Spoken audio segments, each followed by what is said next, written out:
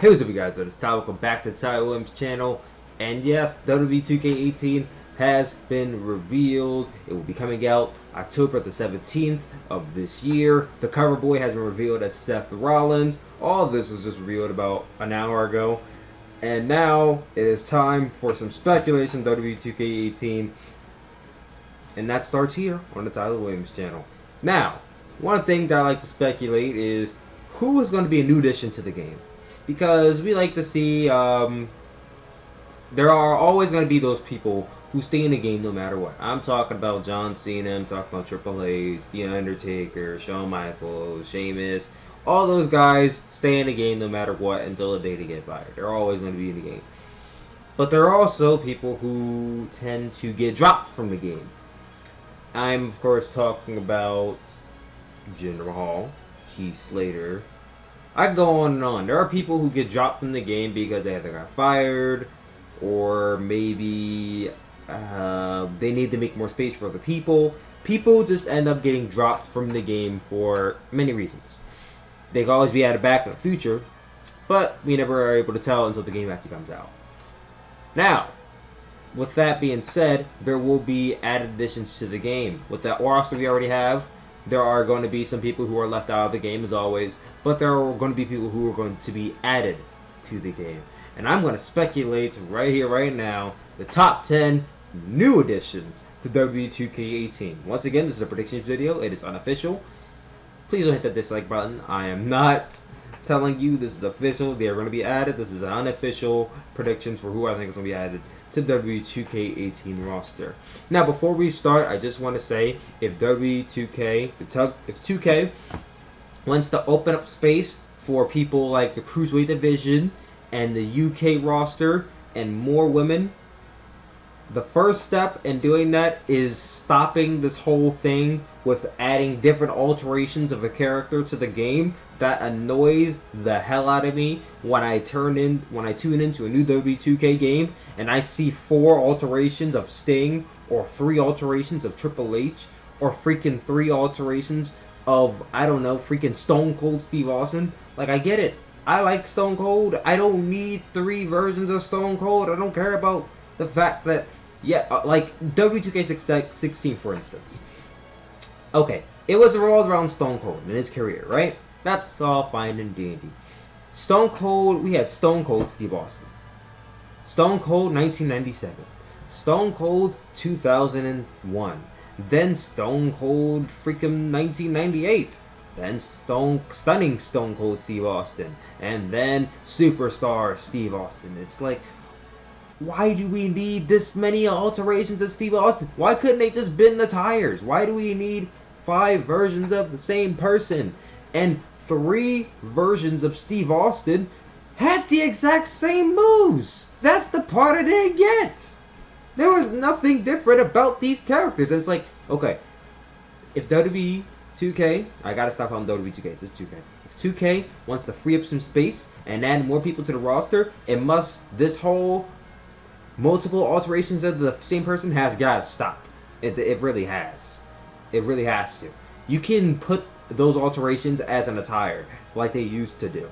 Why we need them as separate characters, I don't know, but they really need to stop that. It's really getting annoying. Like, I do not want to see 3 alterations of Seth Rollins. I do not want to see Seth Rollins from the current, Seth Rollins from the Shield, and pre-Shield. I do not want to see 3 alterations of Seth Rollins. It's going to piss me the hell off if I see that. But anyway, let's get on to my predictions. My top 10 unofficial additions to the WWE 2K18 roster. Just had to rant a little bit. Sorry about that. Number 10, James Ellsworth. Now, I know this is probably getting on you guys' nerves, but I didn't do my hair.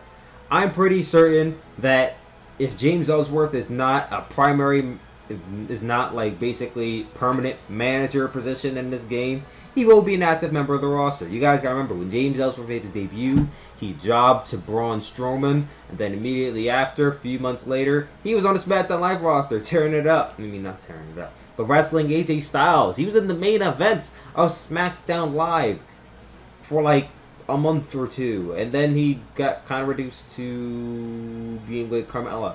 But the thing is, James Ellsworth has been a prominent has been a featured wrestler on the roster within the past few months, and I think for that reason we're going to see James Ellsworth in WWE 2K18. Now, if he has the lowest overall in the game, I will not be shocked. I will not be mad. But I am predicting James Ellsworth will be in the game. Number 9 is Sanity. Now, I'm going to be doing a few groups in this column, so that way it's not top 16, top 17, top 20. There are like 2 or 3 groups, so Sanity is one of them. I'm talking about Eric Young, Alexander Wolf, Killian Dane, and Nikki Cross as a package deal. Now, of course, I think they're going to add Nikki Cross because Nikki Cross has been a prominent feature in the NXT Women's Division for the past few months now. So you kind of can't not add Nikki Cross. And if you add Nikki Cross, you got to add the rest of Sanity. Because, honestly, I could do with Nikki Cross and Eric Young. I really don't care that much for Killian Dane and Alexander Wolf. But I think those 4 people, if 2K wants to build some factions in the game, Sanity would be a good addition to it because that's NXT's main faction right there. You can have them go up against many other different factions of the game, and yeah, it's going to be pretty cool. I mean, that's one of the reasons why I think Sanity's going to be in this game. Number 8, the Icons, Billie Kay and Peyton Royce. Billie Kay and Peyton Royce have been a member of NXT roster for I think 2 years now. They're just now starting to become a prominent feature on an NXT Women's Division, you know, competing for NXT Women's Championship and losing, of course. Being put in the main event position from time to time, and I think that it's about time we see them in the game. Now, of course, we didn't see them in the past previous games because they weren't prominent features, like I've said. You're going to hear the word prominent a lot. But because they weren't important, they weren't in the game. Now, the NXT Women's roster would be nowhere. I mean, it would be somewhere, but it wouldn't be where it is right now without Billie Kay and Peyton Royce. Can we agree on that? So, that being said, if they need some more women on the roster, Billie Kay and Peyton Royce definitely should be on it. High overall, most likely not, but it would be nice to see them on the game. Number 7, my all-time favorite women's wrestler, Mickie James. It has been about 5 games since we see Mickie James on the WWE game. I believe her last game was WWE 12. I might be wrong, but WWE 12 was the last time we see Mickie James in a WWE game. So it's about time we see her back. She returned this year. I believe it was this year. No, last year. Around Survivor Series, she returned to face Asuka, and she's been back on the main roster since. So, with that being said, there's really no reason not to have her back in the game. And she's a former women's champion. She's been a prominent feature in WWE for years now. She basically helped build what the women are today in WWE. Seeing her back was great, and now she should be back in the WWE game. Once again, want to build up that women's roster to be strong in this game, you need to add Mickie James as well. Will she have a high overall? I think she should, because once again, she is a former women's champion, a former Divas champion. She's been all over the world, and she's one of the best wrestlers, one of the best female wrestlers of all time. So I don't see a reason why she shouldn't be one of the highest female overalls in the game. Of course, WWE might put her down a little low because she's not on a higher ranking as, you know, a Charlotte, Sasha Banks, a Bayley, or Charlotte. But nonetheless, Mickie James should be in the game. Number 6, TJ Perkins. Now, this is the only cruiserweight I'm going to include on this list, only because I think the cruiserweight division may or may not make it. I feel like the cruiserweight division is kind of iffy in this game. I say that because there's such a diverse roster when it comes to the cruiserweight division. You have like about 10 plus wrestlers who you already know. Not all of them are going to make it into the game. There's going to be the important characters that are going to make it in. TJ Perkins being the first cruiserweight champion is going to make him is going to get him into this game. Not only that, but in WWE 2K18, they had a DLC pack, I think 1 or 2 DLC packs, and those DLC packs had TJ Perkins moves in it. So the ground has already been set for TJ Perkins to be inserted into this game, and for that reason, TJ Perkins is going to be the first, hopefully not the only, but the first cruiserweight from the cruiserweight division, that's not counting Neville, to make it into the game. Number 5, the current NXT Tag Team Champions, the Authors of Pain, Akam and Razor. These two men have been dominating the NXT Tag Team division since they debuted. They have been undefeated since, and there is literally no reason why they should not be in the game as part of the NXT roster. The NXT roster is always adding more people into the mix every few months or so. And when these two finally made their debut, they were a big deal. They're still a big deal now. And for that reason, they need to be added into the game. As far as 2K goes, if they need more tag teams, if they need some people to add onto the NXT roster to build off of, you gotta add Akam and Razor. Especially if they're the NXT Tag Team Champions going into the WWE 2K18 release. Which, for all we know, they might be. You have to have them in the game. Just after. This is how it's going to be. Number 4, hashtag DIY, Johnny Gargano and Tommaso Ciampa. If you have Authors of Pain in there, you have to have DIY, especially if you have the Revival in the game. So those 3 tag teams alone basically carried NXT's tag team division for basically all of 2017 and most of 2016. Without these 3 tag teams, the NXT tag team division would be nowhere. And I mean nowhere, because after American Alpha left the tag team division, it was all the Revival. Then it became about DIY. Then it became about the Authors of Pain, and those three teams tore it up on NXT every time they had a tag team match. And you kind of just can't. That's a big chunk of tag team history there if you do not include those 3 teams in the game. So if you have the Revival in there, you gotta have the Authors of Pain in there. And you have the Authors of Pain in there, you need to have hashtag DIY. I'm stumbling over my words here because I'm speaking so fast. But DIY, integral part of the NXT roster, so we need to have Johnny Gargano and Tommaso Ciampa in there. Number 3, Ember Moon. Now, as of this video, she has not returned to the NXT ring yet, as far as I know.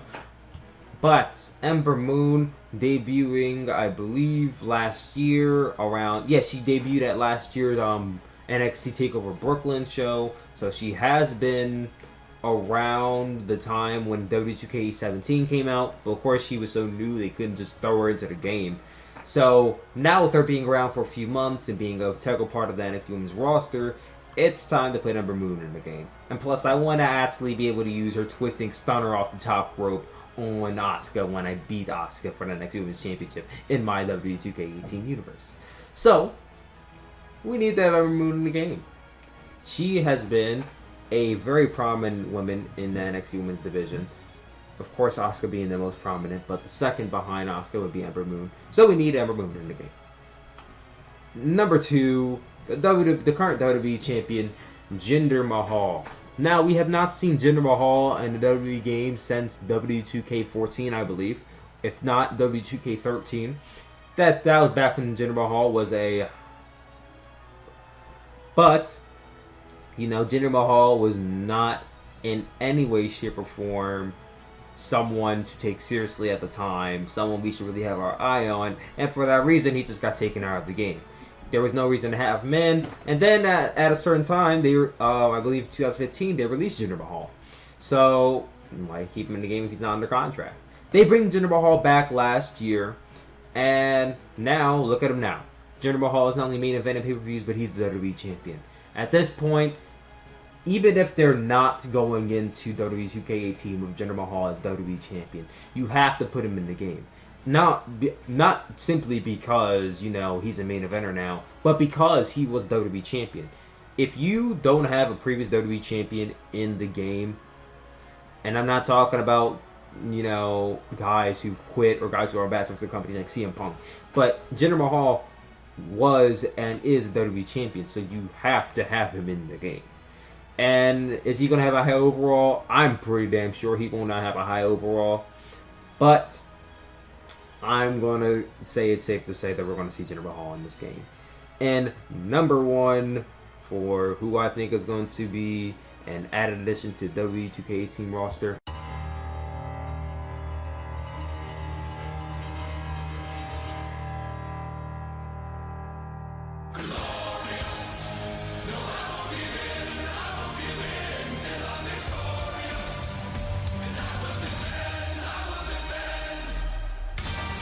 Yes, Bobby Roode, the glorious one, the glorious NXT champion, Bobby Roode. He's been NXT champion since last year, and around basically in NXT TakeOver Brooklyn's when he made his debut. Like I said with Ember Moon, she made her debut in NXT around the time when WWE 2K18 was about to be released, so it was too late to put him in the game.